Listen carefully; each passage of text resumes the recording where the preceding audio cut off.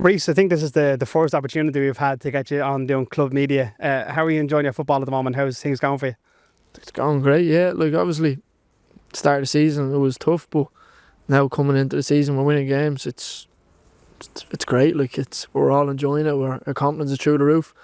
So just keep playing from there, yeah. How's it been for you personally? I mean, like, it was, what was it, only a year ago you come in from Crumlin, you're here at the underage setup then for not even that long before you then eventually make it into the first team squad. You make your debut in Waterford there last year, and then you've been kind of a real ever present in the first team this year. What's that all been like for you? Yeah, it was a bit of a roller coaster, to be fair. Like, coming through the academy, like, it was from Crumlin, obviously I done my ankle, like, so I was out for a bit, and I was in with the 20s then doing pre-season, and then just took off from there. Yeah, obviously I was doing well with the 20s, and then we started to get a look into the first team, and then just started doing well in training, and then just took off from there. Yeah, it's kind of a normal thing that when young players come into the first team setup that they are in and out of the squad, not even starting. I mean, making the bench and stuff, and that kind of happened with you at the start of the season where you're on the bench, you're into the squad, etc. But then things, obviously, the moment that changed everything for you was the goal in Tallaght. It seemed. What was that experience like for you to get that winner over in Tallaght? yeah. Obviously, we was in and out of the squads at the start of the season, but just had to stay level-headed. Just keep playing the way I was playing. Don't just keep my head like straight, and obviously then when I got the chance in Tallaght, I took my chance, and then we played well obviously before the goal happened, and then the goal just topped everything off, like, so it was great, like, best feeling I've ever had in football. Do you realise the scale of that goal in terms of like that goal and that win will be talked about for years? I mean, like, you can compare it to like the Santry Zero, whether it's Andy Lyon's goal here against Rovers, Paddy Kavanagh's Chip Van goal, like that. Even if you were to never score a goal again, the Bows short, which I'm sure will not happen, you are like etched into Bows history now after that.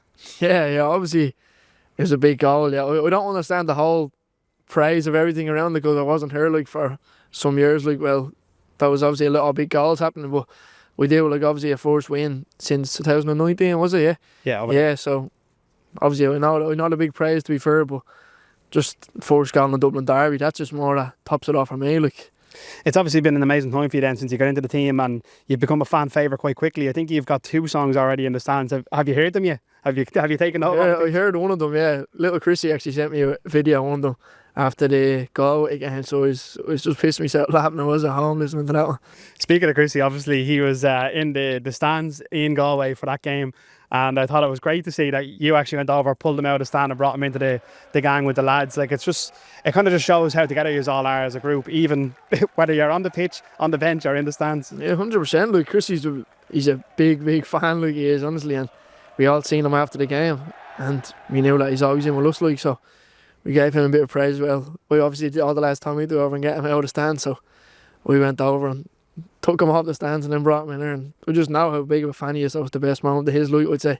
He was quite unfortunate himself. It was the last game of the season here against Galway last year. He was kitted out on the sideline to come on the final whistle event, so he almost had his chance to make his debut, and I'm sure that's coming for Christie down the line.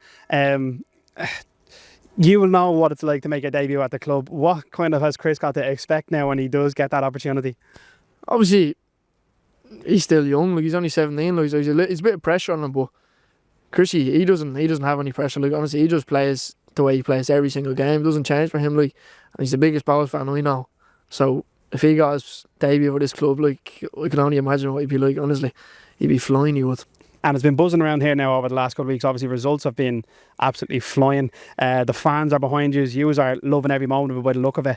What's going right at the moment at Bows that has it? You're obviously getting all these late goals, and yes, you're going behind, and I'm sure that's something that you're looking to resolve. But the desire to go and get wins in every game is clear to see to everyone. We're so fit. Like, at the start of the season, at the start of pre-season, we were in 3 weeks a month before most teams in the league. Like, so we were like ready to go from the start of the season, and then obviously come the last 10 minutes of a game, if we're losing, it doesn't matter. Like, we just show that we have a bit of character in us, and we'd have the desire to win a game. Even if we're 2 goals down, 1 goal down, we'll always come back. Even if we lose a game, it doesn't matter. Like, just show that we have the attitude to keep coming back. Yeah, I think that's all the fans really ask. But I think the main thing for fans is that they want to see that players are giving it everything, that they are there to win games at the club. And obviously the big win that we got just there last week was Galway. It was a tough weekend, I guess, in terms of the defeat to Waterford and then Galway. You had to kind of come back from What was the disappointing result for you? And the attitude was there to go and get that win in Galway, and what a way to do it again. Another stoppage time winner. Yeah, 100%. Like, obviously, Waterford was disappointing. They come away with the loss. Like, obviously, we had a lot of shots in the last 15, 20 minutes. Like, we held them in the half. Like, they couldn't get out of half. But we were just very unlucky not to get a draw or a win out of that game. So, obviously, we knew we had the bounce back against Galway, which we done. Obviously, we went 1-0 down. So, we knew that we can go back from the previous games, like, and that's what we done, yeah.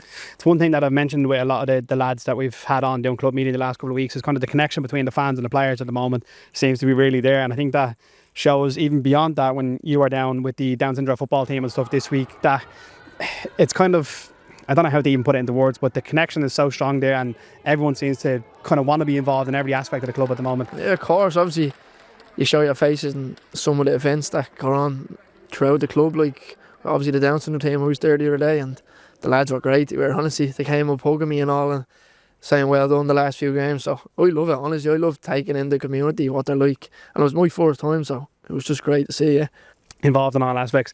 And then on the pitch then we go again on Saturday away to Sligo.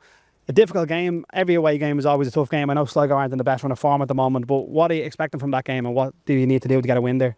Yeah, obviously we're on a good run now and Sligo are struggling. They're only coming off a loss, are they?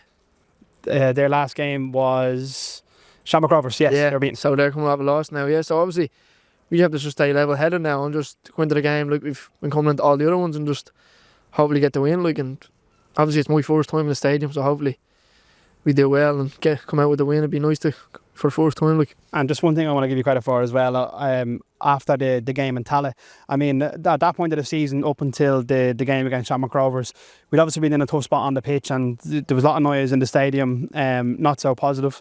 And you had a massive moment there where you go and get the winner to beat Shamrock Rovers after coming from behind. And that's something that you could have easily taken on for yourself and milked yourself, but I thought it was very mature of you to go in then and go on national television and give a lot of credit to your manager and say that this is for him. I just thought that was brilliant of you at such a young age. Yeah, it was my first proper interview, like, to be fair, so obviously a bit of credit for me, but it's not only about me, it's the whole team. Like, if it wasn't for the team, like, we wouldn't have got that result. And obviously the gaffer as well, a few bad results and all the fans were on him, so he deserves the praise as well. Like, obviously it's not his fault that some things didn't go right. It was just we just couldn't get the results. Like, we had the performance, we just couldn't get the goals we needed, and then that was a big win, so I gave him the praise for more than me. Like. Thanks for your time, Rhys. Well done. Thanks very much, there.